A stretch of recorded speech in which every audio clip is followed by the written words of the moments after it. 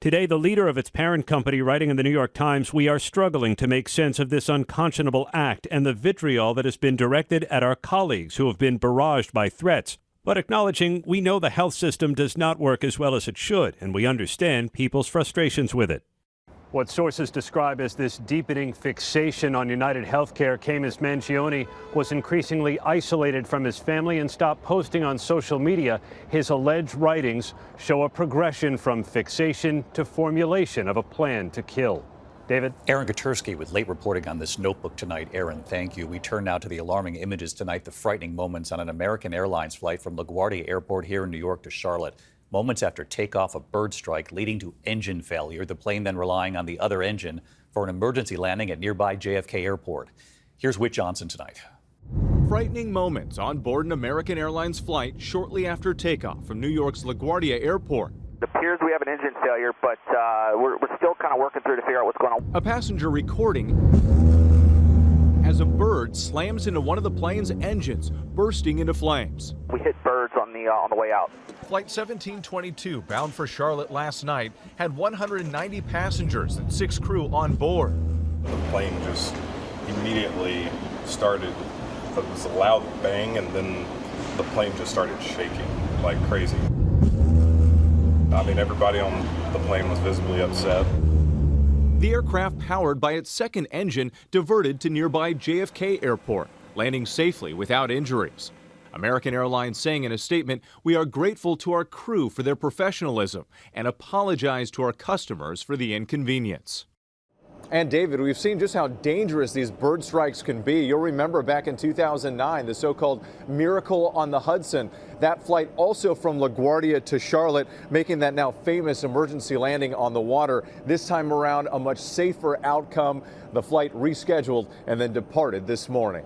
David? All right, Whit Johnson, we'll see you on GMA this weekend, Whit. Thank you. Now to the brutal cold and snow, that cold with a grip on the Northeast tonight. Take a look at these numbers, in fact. Wind chills below freezing tomorrow morning across the east and south. Look right down to the Carolinas there. And images tonight showing the more than 3 feet of snow in Buffalo. The Bills actually canceling their practice. Lee Goldberg with the forecast for this weekend and the big change coming. And ABC's Faith Abube in Orchard Park tonight near Buffalo.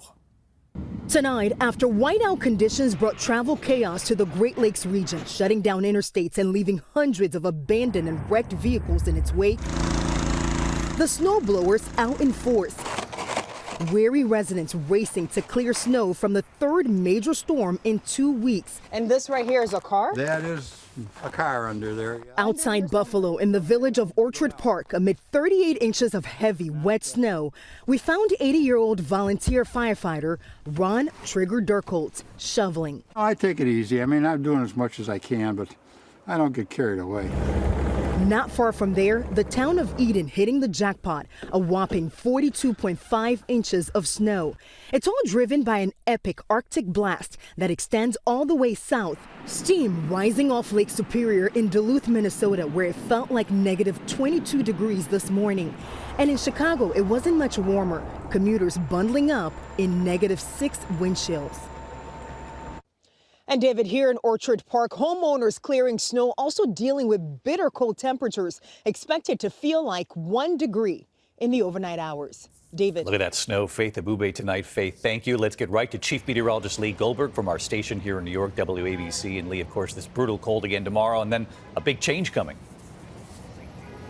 No doubt about it. Winter chill to start the final weekend of fall, but when we warm up after that, now it'll feel like 8 degrees tomorrow morning in Boston, single-digit wind chills in the upper Great Lakes as well, teens into New York and Philly. But the warm-up's coming. In fact, by the time we get to the end of the weekend, it'll feel a little better in Chicago, probably 50 by Monday, could even get close to 60 right here in New York on Tuesday, but it's accompanied by some rainfall. Unfortunately, the warm air isn't getting here in time to avoid an ice storm in the Midwest. That's breaking out tonight. Ice storm warnings in Cedar Rapids, winter weather advisories from Omaha up to the Twin Cities. Later tonight, the ice breaks out. We could accumulate more than a quarter inch of ice. That could mean tree damage, even power outages. Please don't travel. It'll be much safer by Sunday. David? Yeah, this ice storm could be really dangerous. Lee Goldberg with us on a Friday night.